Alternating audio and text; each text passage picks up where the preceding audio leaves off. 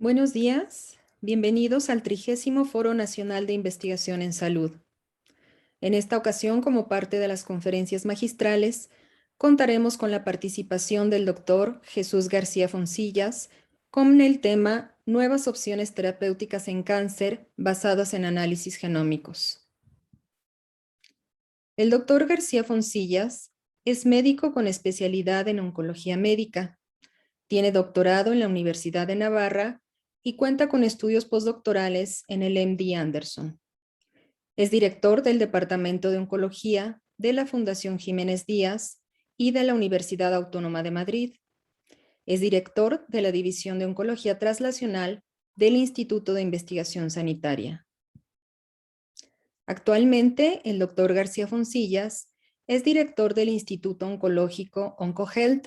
el cual integra a los hospitales universitarios Fundación Jiménez Díaz, Rey Juan Carlos e Infanta Elena, así como al Hospital General de Villalba y de Albacete.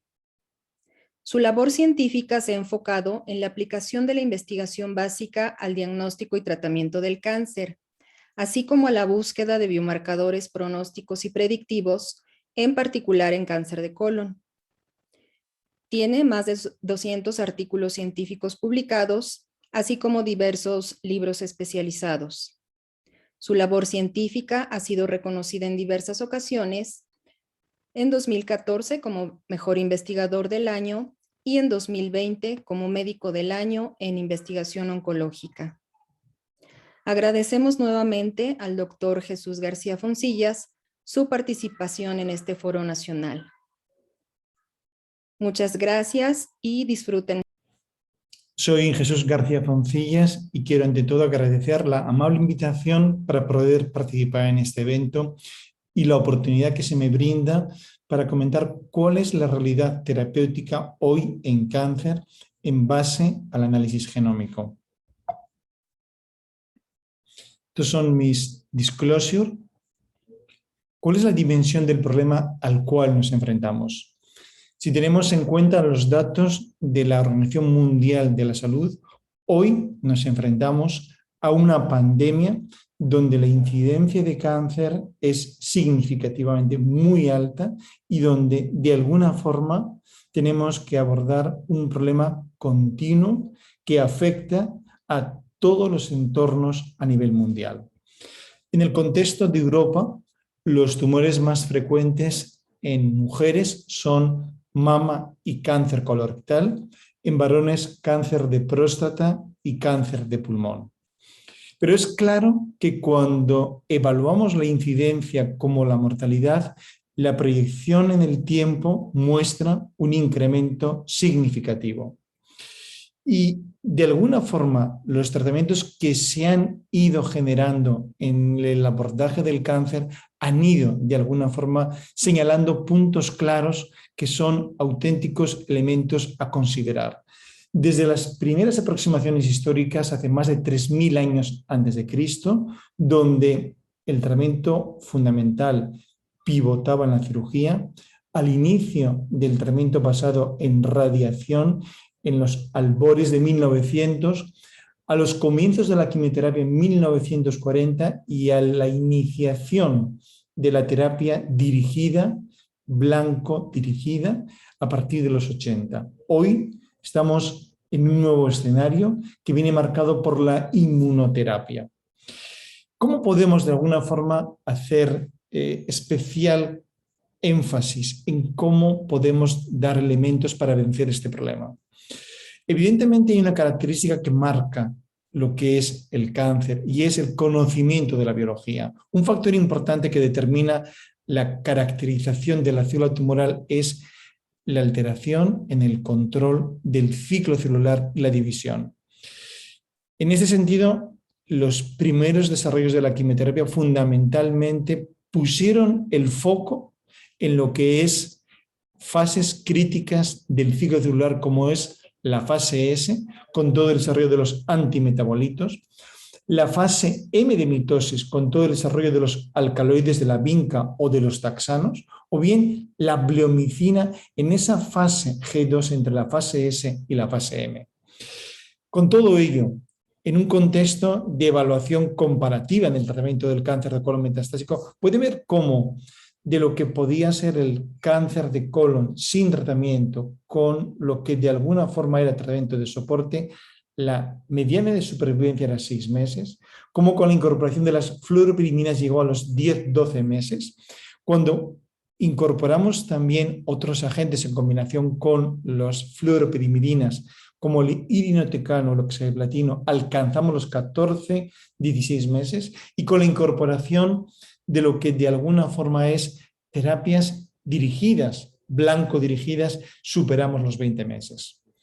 En la misma línea del cáncer de pulmón, desde el inicio de los platinos, con la incorporación del docetaxel, pasamos a una mediana en 6-8 meses, con la incorporación del pemetrexed a 12 meses, con lo que fue la terapia de mantenimiento a 13,4 meses, que llegó con el bevacizumab a 24 meses y donde de alguna forma estamos alcanzando puntos no ni siquiera planteados con todo el tratamiento de la inmunoterapia. Pero la complejidad del cáncer radica en que, por un lado, tenemos clones distintos, el cáncer no es un clon único, tenemos múltiples clones con características moleculares genómicas distintas, lo cual hace que tengamos que plantearnos que no estamos luchando contra una entidad única, sino de alguna forma biológicamente contra entidades múltiples que componen el contexto global del tumor, donde al mismo tiempo, además del cáncer, hay un contexto del microambiente, hay un contexto de interacción con el sistema inmunológico, hay incluso efectos paradójicos donde el tumor es capaz de reclutar células del estroma, como podría ser los fibroblastos asociados a cáncer, o como pueden ser los macrófagos que de alguna forma ayudan en el desarrollo del tumor. Con todo ello, este contexto de connivencia entre la célula tumoral y el microambiente constituye una complejidad que hace más complicado, más difícil lo que es una terapia resolutiva en el cáncer. Por tanto, este nuevo paradigma del cáncer necesita un conocimiento completo de esa biología que subyace en cada uno de los tumores. Tenemos que pasar de un abordaje a ciegas a un abordaje basado en la precisión del conocimiento biológico. Hasta ahora, el tratamiento en cáncer estaba fundamentalmente basado en terapias empíricas, donde el tratamiento se aplicaba al conjunto global de los pacientes que padecían un tumor concreto. Y teníamos tasas de eficacia que rondaban el 20%, con lo cual había un 80% donde no había un beneficio. Pero algo es importante, y es que cada persona es única, pero también cada cáncer es único. Y eso nos lleva a esta nueva aproximación, una aproximación ajustada a cada individuo, de manera que son las características de cada tumor lo que marca el tratamiento que vamos a hacer en cada persona. Posiblemente el punto de inflexión sea esta iniciativa de la medicina de precisión que puso en marcha el presidente Barack Obama, de la mano del NIH y del NCI, de la mano de Francis Collins y de Harold Barmus, donde se buscaba una aproximación a la enfermedad, a la prevención, al tratamiento, teniendo muy presente las variaciones individuales del entorno, del estilo de vida y las características de cada tumor. Y esto fue posible por el conocimiento del genoma, por las tecnologías de análisis biomédico, por toda la infraestructura de análisis de grandes cantidades de datos que nos permitió, partiendo de un coste por genoma significativamente mucho más abordable, alcanzar y trasladar la investigación del genoma a lo que es el estudio paciente a paciente. Esto es una realidad fundamentalmente en cáncer, pero también es una realidad en otras enfermedades como la psiquiatría, como las enfermedades infecciosas, la cardiología, la endocrinología o la neurología. Y esto supone, como digo, este salto cualitativo de esta medicina personalizada, de este tratamiento individualizado que nos lleva a optimizar el objetivo fundamental. Para ello, tenemos que resolver lo que es el cáncer. No podemos curar lo que no entendemos. Y gracias a ello, hoy posiblemente, como muy bien hacen referencia estas grandes revistas, podemos hablar de terapias dirigidas, de terapias personalizadas. Y esto parte de este análisis molecular, de este perfil molecular que nos permite abordar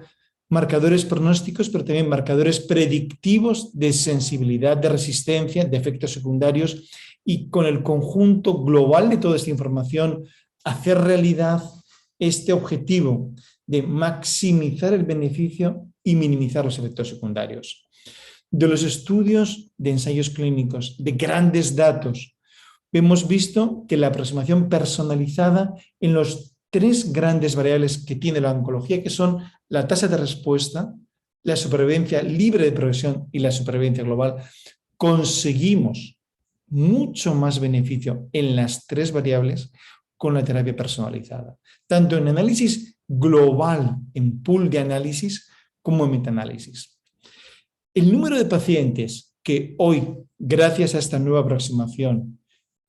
son capaces de vivir más allá de un diagnóstico de cáncer está afortunadamente incrementándose. Pongamos ejemplos claros. El perfil de metilación, que nos permite o que nos lleva a modificar la capacidad de expresión de genes en base a estas alteraciones bioquímicas mediadas por la acetilación de determinadas bases del DNA. Hace ya muchos años, el grupo de John Hopkins y nuestro grupo publicamos en New England cómo la metilación en un gen como es el MGMT nos permitía caracterizar tumores insensibles o resistentes a las nitrosoureas. Pero hoy, en tumores como es el cáncer de mama triple negativo, la presencia de cambios en metilación provocan los mecanismos de quimioresistencia, o bien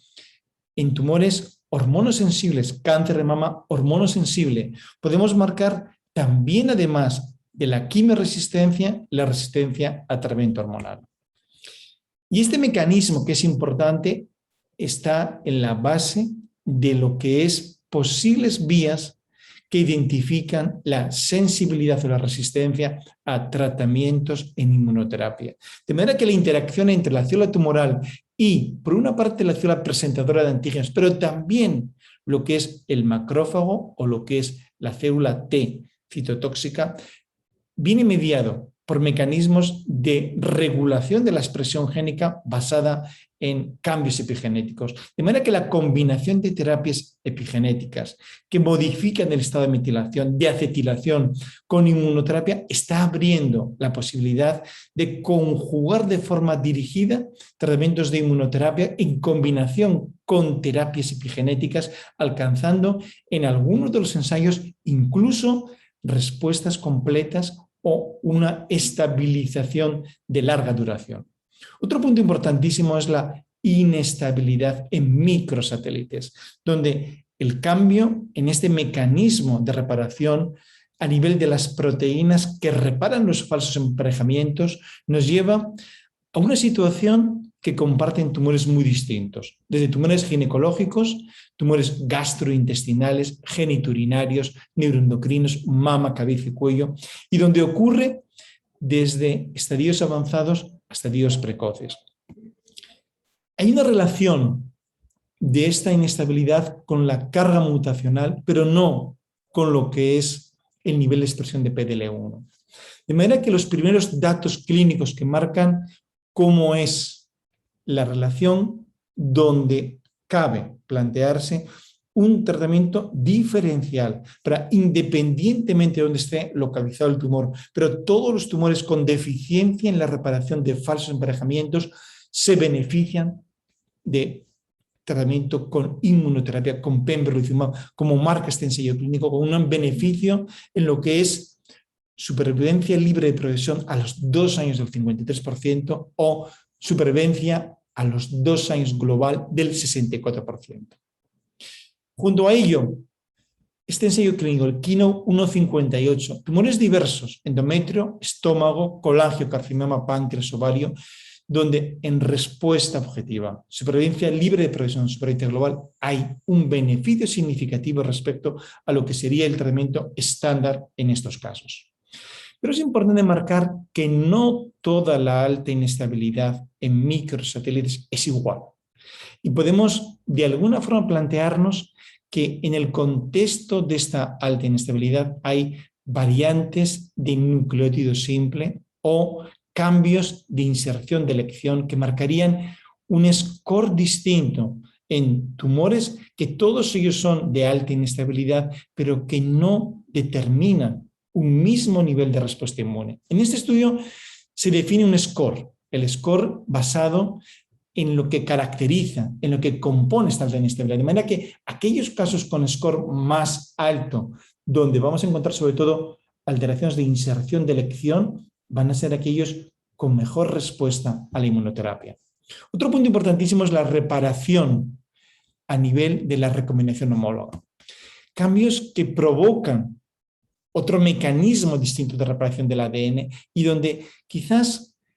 la primera incursión en relación con terapia sea la presencia de mutaciones en BRCA1, BRCA2 y la respuesta en cáncer ovario a inhibidores de PARP, con un beneficio claro en supervivencia libre de progresión. Pero es cierto que esta deficiencia en la recombinación homóloga, desde el punto de vista estructural, se compone de pérdida de heterocigosidad, pero también de un desequilibrio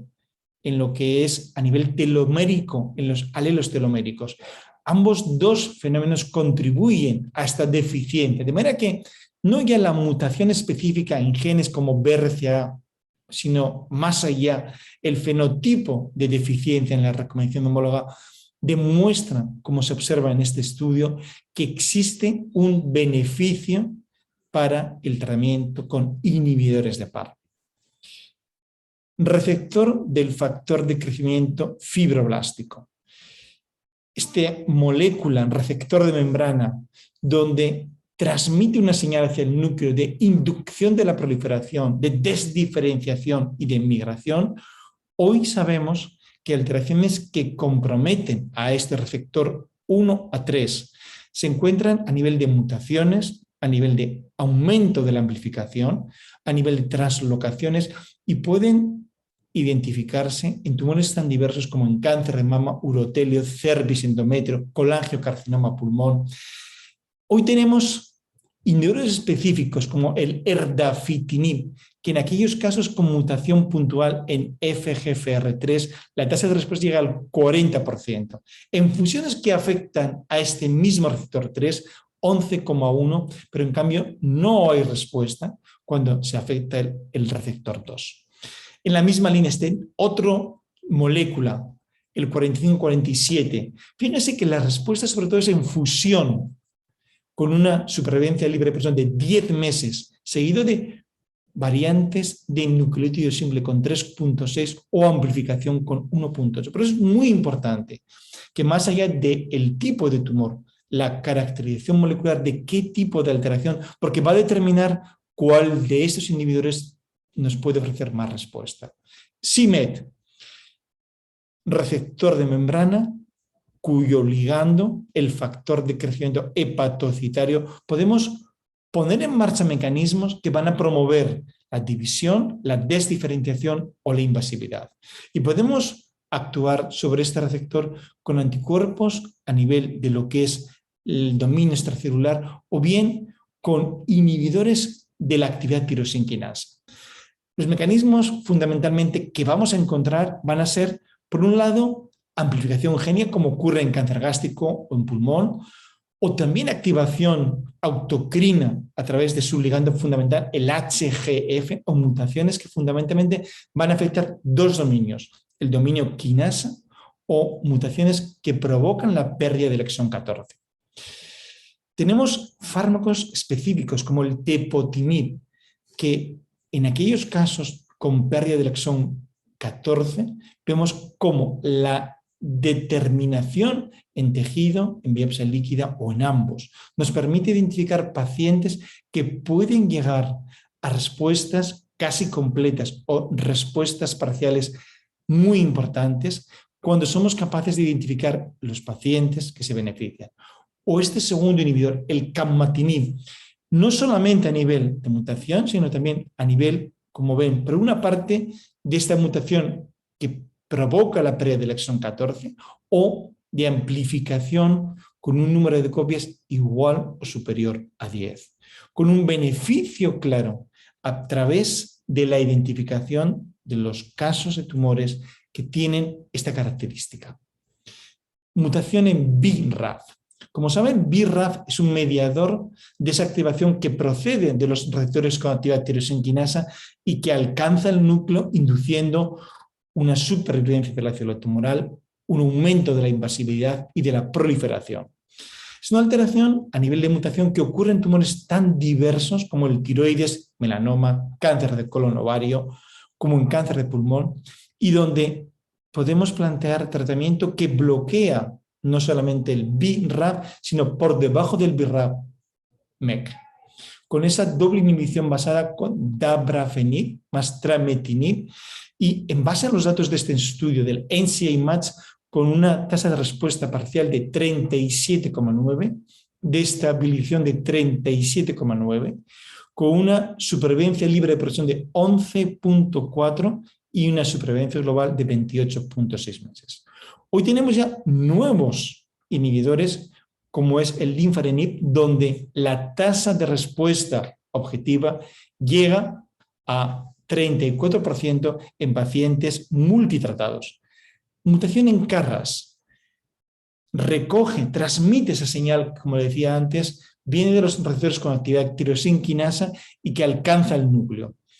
Hay algunas mutaciones especiales, como es la G12C, donde ya tenemos dos fármacos, en particular uno, el sotorasib, capaz de bloquear esta mutación específica, con una tasa de respuesta objetiva de 32,2%, una tasa de control de enfermedad del 88,1%. En este segundo estudio CRISTAL, tumores de todo tipo, donde lo que caracteriza es esta mutación, encontramos respuestas significativas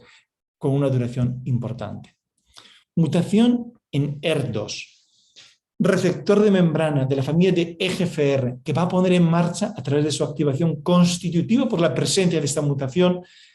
mecanismos de aumento de la división celular,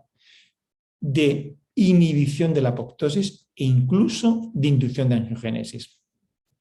Son alteraciones que se encuentran en tumores tan distintos como es vejiga, como es cáncer de mama, estómago, cáncer de pulmón, cáncer de colon, y donde, según donde se encuentra la mutación en el dominio extracelular, dominio transmembrana, justamembrana o dominio tirosinquinasa, podremos plantear tratamiento específico con lapatinib, afatinib o con neratinib. Un aspecto importante que hoy sabemos que trasciende a muchos tumores sólidos son las fusiones génicas, donde un fragmento de un cromosoma se traslada y se fusiona con otro cromosoma distinto, provocando una translocación, una fusión cromosómica anómala y generando una quimera como consecuencia de esa translocación. Entre las fusiones con más impacto clínico, una es en NTRK. Receptor de membrana que induce tres procesos: aumento de la proliferación, desdiferenciación y supervivencia de la célula tumoral. Fusión en NTRK que se ha descrito en tumores tan diversos como desde la esfera pediátrica, en tumores con incidencia muy alta de esta fusión, como sería el fibrosarcoma infantil o el nefroma congénito, a tumores en el entorno adulto, como pueden ser algunos con una incidencia moderada, como sería el carcinoma papilar de tiroides, u otros muy frecuentes, donde la incidencia de esta fusión es baja, pero importante porque de alguna forma es significativo detectarla, como serían tumores de cáncer de pulmón o cáncer de colon o colangiocarcinoma. Un primer inhibidor, que es el entrectinib, donde en un fase 1, el STARTREK1, o el fase 2, en el STARTREK2, vemos que los pacientes con fusión de NTRK tienen una tasa de respuesta objetiva del 57,4%, que aborda tumores muy diversos, todos ellos con fusión de NTRK, que se traduce en términos de duración de respuesta a una mediana de 10,4 meses, una mediana de supervivencia libre de progresión de 11,2 meses y una mediana de supervivencia global de 20,9 meses. Un segundo inhibidor de primera generación, el larotrectinib, donde en base a los estudios, el fase 1, el SCOUT, un fase 1-2 pediátrico, y el NAVIGATE, un fase 2 basket. En la última revisión con 175 pacientes, alcanzamos una tasa de respuesta objetiva del 78%, con una respuesta completa del 19%, una respuesta parcial del 59% y una estabilización del 13%. La mediana de supervivencia libre de progresión es de 36,8 meses y la mediana de supervivencia global está por alcanzar. Pero hoy también tenemos mecanismos de resistencia a esta primera generación de inhibidores de NTRK que se han descrito en tumores tan diversos como en cáncer de colon, páncreas, colangiocarcinoma, cáncer de pulmón, y donde frente a esta presencia de mutaciones de resistencia tenemos ya fármacos de segunda generación, como es el caso del selitrectinib, que nos permite alcanzar una tasa de respuesta objetiva en pacientes previamente tratados y en progresión con mutación demostrada de resistencia que llega al 45% de respuesta objetiva. Otras fusiones como son ALK y RET. ALK, translocación que pone en marcha un transcrito con un receptor quimérico que induce a la división celular y a la supervivencia de la célula tumoral, y donde, independientemente de que se pueda detectar en cáncer de pulmón, también lo tenemos en cáncer de mama, en cáncer de colon, a nivel de cáncer de riñón, y los pacientes donde somos capaces de identificar esta translocación de ALK se benefician de inhibidores específicos frente a esa translocación, como es el caso del brigatinib, con una tasa de respuesta objetiva que llega al 74% con pacientes con respuesta completa. Y donde, de alguna forma, en tumores distintos al cáncer de pulmón, como es este caso de un cáncer colorectal, podemos ver cómo en los casos de progresión identificamos mutaciones específicas que fundamentalmente promueven el que podamos rescatar a los pacientes con la sucesión de distintos inhibidores específicos, y de manera que podamos plantearnos un abordaje independiente de dónde esté el origen del tumor y solo en base al perfil molecular. RET. La translocación de RET pone en marcha un receptor quimérico que induce fundamentalmente mecanismos de tumorigénesis. Esta fusión de RET se ha identificado clásicamente en cáncer de tiroides, pero también en cáncer de pulmón, y hoy sabemos que podemos encontrarla en cáncer de páncreas, en cáncer colorectal, en ovario. Es decir, que tenemos que plantear este mismo abordaje fundamentado en lo que es el análisis genómico.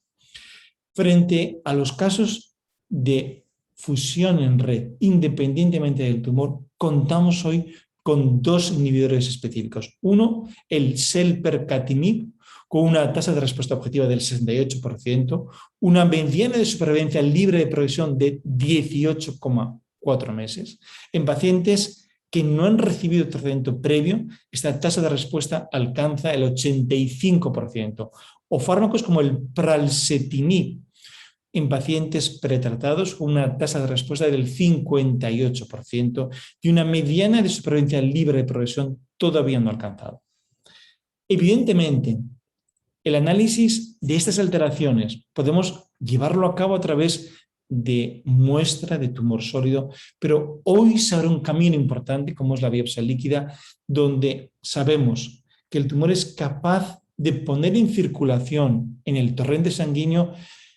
distintos elementos que son parte de su propia estructura, desde células tumorales circulantes al DNA tumoral circulante, a exosomas, a secuencias de RNA tumoral circulante que podemos identificar, que podemos aislar y que podemos analizar. ¿Por qué es importante esto? Porque en el contexto del torrente sanguíneo se hace realidad el análisis global de todos esos distintos clones que suponen la heterogeneidad tumoral y que podemos llegar a su conocimiento y a su análisis, a su estudio, a partir de esta muestra de sangre periférica. Y esa concatenación de eventos moleculares que conducen a lo que es el tumor, identificarlo y analizarlo en sangre periférica en tiempo real. Por eso, en el desarrollo de cualquier tumor, hoy como nunca, en ese abordaje personalizado, basado en el estudio genómico, es la biopsia líquida una herramienta insoslayable que nos permite valorar la evolución de las mutaciones que confieren ese mecanismo de agresividad del tumor y cómo también los mecanismos de incorporación de nuevas mutaciones de resistencia se identifican mucho antes de que el paciente desarrolle una progresión evidenciada en técnicas de imagen. ¿Cómo lo hacemos? ¿Cómo hacemos realidad este nuevo abordaje basado en la genómica de esta oncología de precisión? Nunca como ahora, la realidad clínica necesita fundamentarse en lo que se llama el Molecular Tumor Board, es decir, en el comité de tumor molecular, donde además del cirujano, del patólogo, del oncólogo médico, del oncólogo radioterapeuta, es el biólogo molecular con el bioinformático lo que nos permite plantear esta nueva visión del cáncer, poniendo en conjunción una ciencia marcada por el análisis genómico, donde la medicina translacional se fusiona con la realidad clínica y abre la puerta a ensayos dirigidos, pero a una práctica clínica total y completamente marcada por la genómica. Detrás de cada paciente hay un perfil, o tiene que haber un perfil molecular, que en base al resultado nos lleve a una terapia clínica completamente marcada por ese estudio genómico, o bien a abrir las puertas a ese paciente para que sea incluible en un ensayo clínico. La aproximación no va a marcarla dónde está el tumor o si tenemos un paciente con un melanoma, con un cáncer de próstata, con un cáncer de mama o con un cáncer de pulmón, sino que lo que va a marcarlo es cómo es ese perfil molecular, qué es lo que vamos a poner de tratamiento. No es el tratamiento del protocolo estándar del cáncer de próstata o del cáncer de mama, sino lo que determina esa aproximación agnóstica completamente mediada por el estudio molecular. En conclusión, hoy el escenario del tratamiento del cáncer necesita construir puentes que unan la investigación con la práctica clínica. La decisión del tratamiento total y completamente hay que pivotarla en el perfil molecular. La aproximación tiene que ser individualizada, genómica, molecular para cada paciente. Y además, en cada uno de los momentos que determinen un punto de inflexión de la evolución del cáncer. Y esta aproximación multidisciplinar, nunca como ahora mismo, tiene que hacer realidad la convergencia de la investigación básica clínica con la realidad del paciente en su entorno para que aunemos todo lo que la investigación, todo lo que el estudio genómico va a permitir alcanzar de beneficio para lo que es conseguir más respuesta, pero sobre todo más supervivencia para cada paciente. Permítanme que les presente a mi equipo de laboratorio, donde toda esta aproximación la hacemos y donde queremos abrir la puerta para que podamos ofrecer el máximo beneficio a cada paciente y, como en muchas ocasiones no hay directamente todavía una terapia que esté en el ámbito clínico rutinario, poder también ofrecer a nuestros pacientes terapias nuevas, poder ser incluidos en ensayos clínicos precoces, en ensayos clínicos fase 1, donde estamos desarrollando, donde estamos evaluando el beneficio que estas terapias dirigidas nos permiten ir cada día optimizando, mejorando y alcanzando mejores metas para que nuestros pacientes vivan con un pronóstico cada vez también más beneficioso y al mismo tiempo con la máxima calidad de vida. Muchísimas gracias por su atención.